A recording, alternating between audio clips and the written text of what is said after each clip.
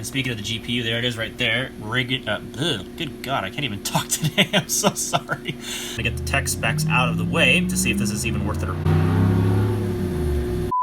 People, you need to slow down.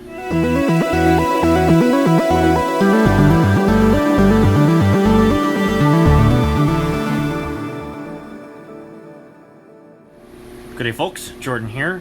This is horrible lighting that you're currently looking at, so before I actually get into this overview video, I just want to apologize for this horrible lighting because I didn't want to have to go into there and do it, even though it'd probably be a better scenario, but I like to have a kitchen table as well as a chair to actually sit on rather than sitting on my knees. Plus, I'm actually going to use this computer up here on this table anyway, so you're just going to have to live with the really horrible lighting, so hopefully it's not too bad. Today we're taking a look at an Acer Aspire 3, even though this is a 15-inch, so I don't know what the point is of the 3. I'm not familiar with Acer Aspire laptops of 2018, so somebody will probably clarify that for me in the comment section. This is the specific model number A315-41-R3RF. This particular machine was actually manufactured in April 2018, so it's not too terribly old. Here are the specifications. It is featuring an AMD Ryzen 3 2200U mobile CPU. I believe it's clocked at 2.5 gigahertz. I could be wrong. We'll verify that in the operating system. This has Radeon Vega 3 mobile graphics. Yes, that is a Vega 3, not any other ones. I didn't know what the purpose of the 3 was, but it's actually Vega 3. It has 8 gigs of DDR4, although 1 gigabyte of it is shared for the graphics, and a 1 terabyte hard drive. In addition, it has a precision touchpad. We'll get into that in a second. And a HDMI port, which is, ooh, HDMI, fancy. 802.11ac Wi-Fi, as well as, again, DDR4 RAM, because, of course, this thing is based on AMD Ryzen.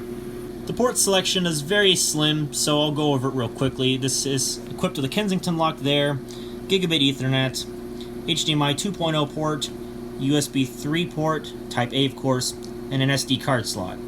The front of the laptop had nothing. On the right side, we have a headset jack, which is a combination of headphone and microphones on the same 3.5mm jack. I know a lot of laptops are starting to go to that, which kind of sort of makes sense, and it also at the same time does not, so you would need a splitter to have to split this, which is pretty annoying. 2 USB 2.0 ports, and some indicator lights for power, as well as battery charge status, and, of course, the power socket itself. On the back, there's just the vent. Once again, I must apologize for the horrible lighting. I'm going to try to do as best as I can. This has a 15.6-inch glossy display, nothing fancy. It's just a 1366 by 768 panel, which really shows how horrible I look. The keyboard is actually equipped with a number pad as well as a soft power switch. We'll actually go ahead and press that real quick so we can get this thing going. And again, there is that precision, in quote marks, touchpad. Now this display, I don't know if it's IPS. I'm going to say no just because of the price of the laptop is quite low, so this probably does not have IPS in it at all. And also, this does not have any kind of solid-state drive in it. It just has a standard mechanical hard drive, which is fine for the price. I mean, given that you're getting a terabyte of storage already, that's not too bad. I can deal with that over having a nice and quick SSD, but I don't get to store too much, which there's always a debate in my Discord, of which you're always complaining about performance over capacity, but in a case like this, I'd rather take the capacity over the performance necessarily, just because of the fact that, you know, it's nice to have the extra capacity on a machine that's so relatively inexpensive, given all the rest of the specs you're getting, in particular the Ryzen 3. And fun fact, actually, for those curious, I actually ran the benchmark scores of this laptop CPU before I actually bought it, and as it turns out, it actually benchmarks slightly better than the Core i5 in my Retina MacBook Pro. So that's pretty interesting, and I'm pretty sure the graphics are either going to be worse, if not on par, or maybe even better than the Iris 6100 graphics in my MacBook Pro. Of course, that's all subjective, so I don't know. It is what it is, I suppose. So I will come back when this is at the desktop. I'm not sure why it's taking forever to start up. I guess it's because it just got done doing Windows updates, and it's taking forever to start up, because that's what Windows 10 loves to do, so I'll be back.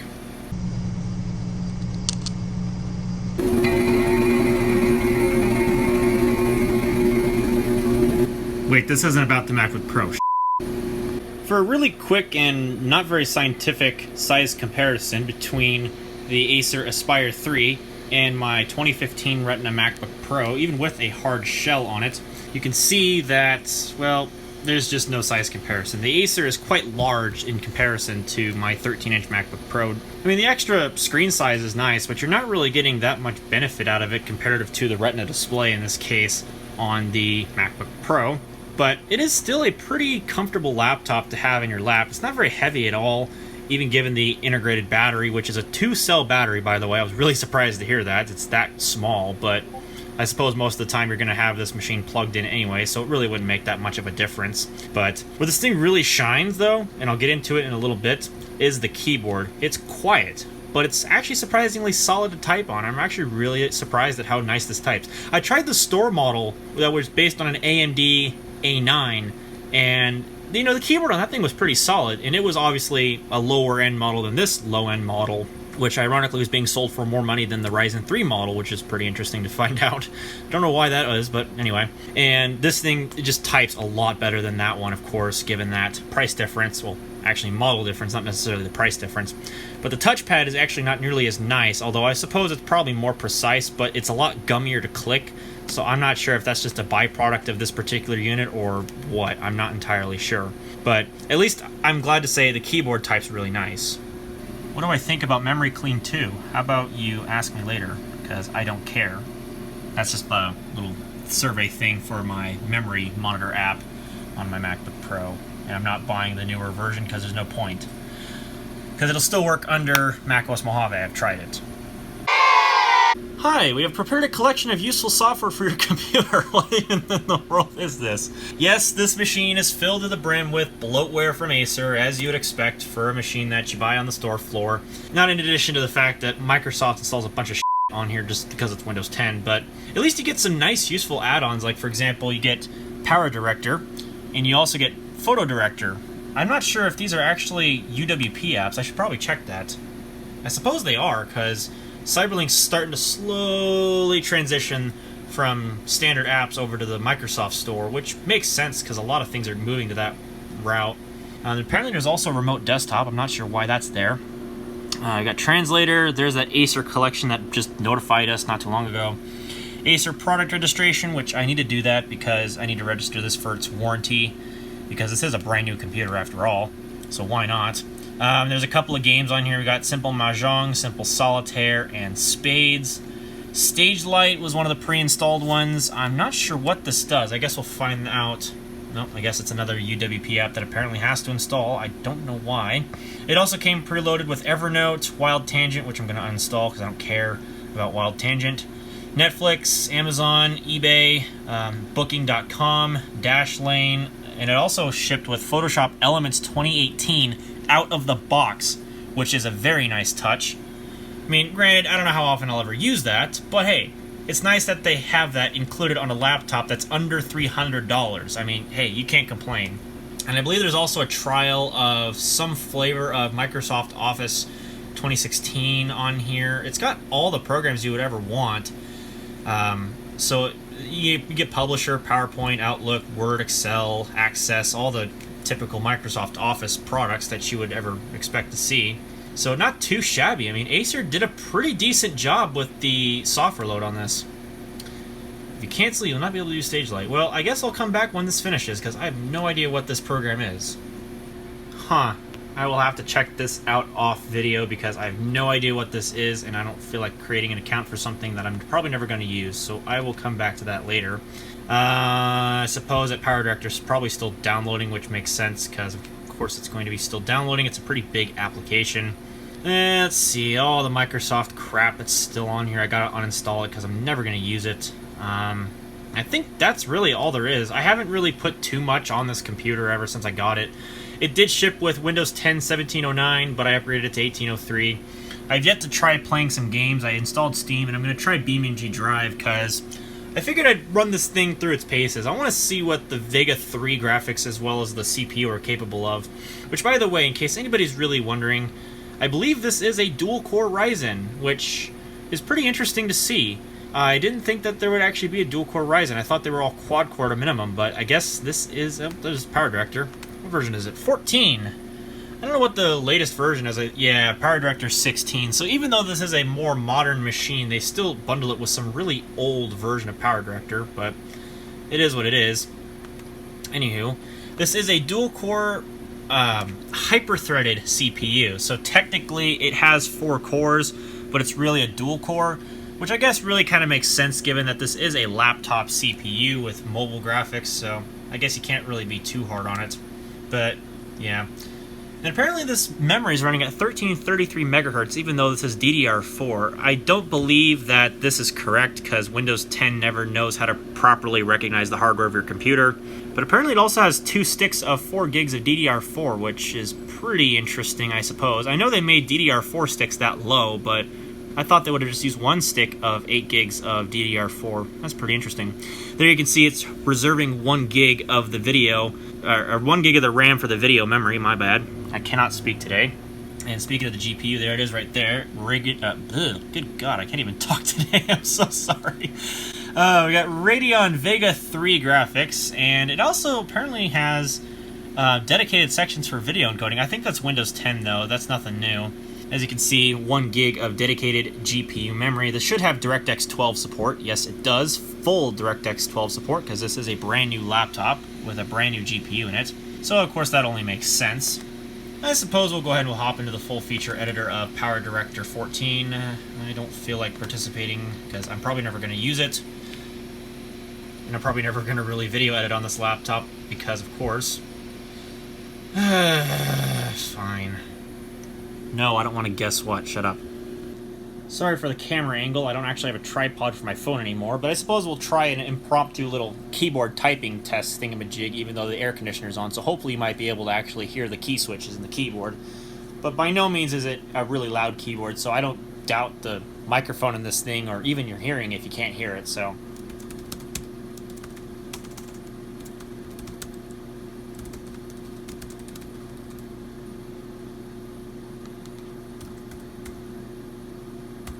Oh, they make you do the whole shebang, I guess.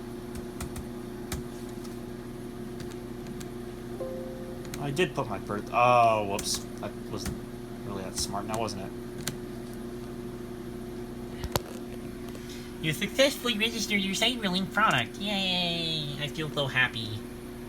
Because I feel so happy I registered my product.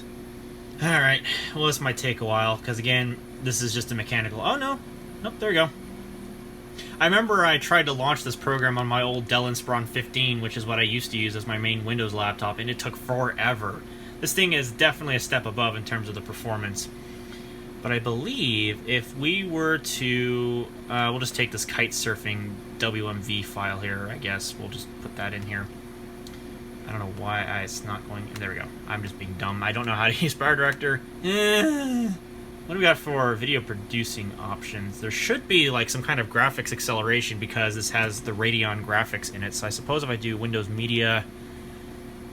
not Windows Media. I suppose that makes sense, though. What about H.264? Do we have that option? Yes, we do. And yes, this does have hardware video encoding, which is pretty nice. So, I guess, how long even is this clip? I guess it's like 10 seconds long. Yeah, it's just 10 seconds long, so whatever. Where do we put this? I guess we'll just put it on the desktop. It's just a little test thing. By no means is this going to be any kind of a comprehensive style of video review thing for the video editing capabilities, but I don't know.